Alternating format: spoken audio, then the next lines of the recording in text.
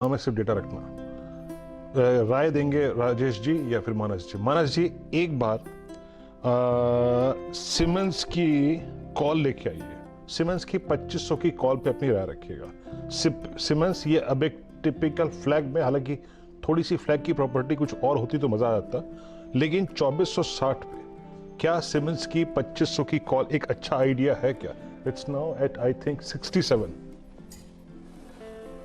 देखिए सीमेंस की जहां तक बात, उसने का कंसल्टेशन हो गया है और हमें याद रखना है कि दो दिन पहले हमने 2400 रुपए के ऊपर का ब्रेकआउट देखा। तो जो कंसल्टेशन था वो बेहतरीन था स्टॉक के लिए।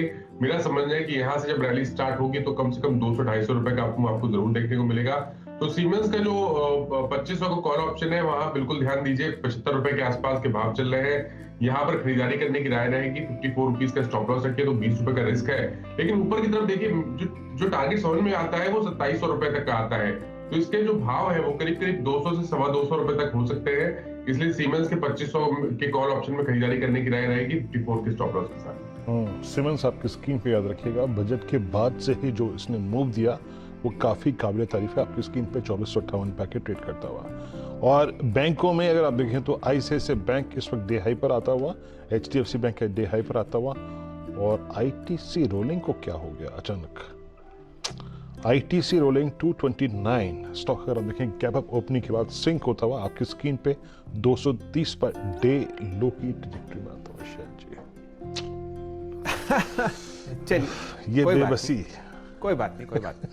देखते हैं आपको और कहाँ बढ़िया मोमेंटम आता हुआ दिख रहा है। मेरे ख्याल से Virendra ji, metal related counters ही आपको ठीक मूव दे रहे हैं। हालांकि आज का जो सबसे बढ़िया स्टॉक, कम से कम जो निफ्टी का नवाब होने का हक रखता है, वो है State Bank of India. Virendra ji, यहाँ पर चर्चा करते हैं। देखिए, नतीजे और टेलविंड, नतीजे आने वाले हैं, अनुमानित नतीजे, और टेलविंड आपको बैंकिंग क्षेत्र में दिख रही है।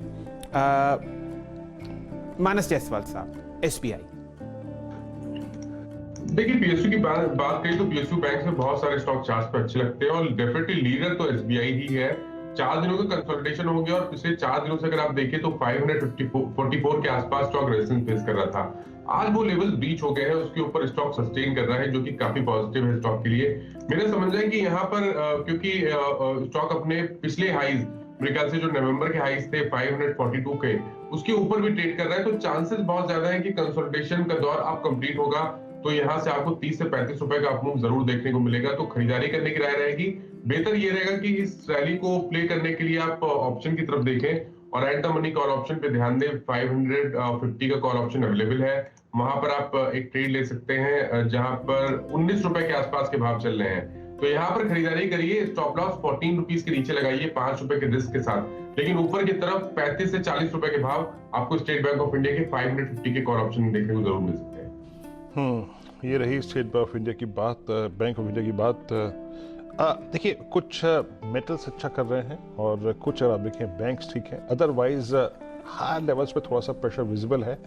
और बैकफुट पे क्या क्या स्टॉक्स आ रहे हैं देखिए, क्रूड का इम्पैक्ट पिडलाइट को सता रहा है और ये स्टॉक डे लो पे जा रहा है 2491 दिन के निचले स्तरों पर। राजेश सतपुते जी, क्या अप्रोच रहेगी आपकी पिडलाइट पे?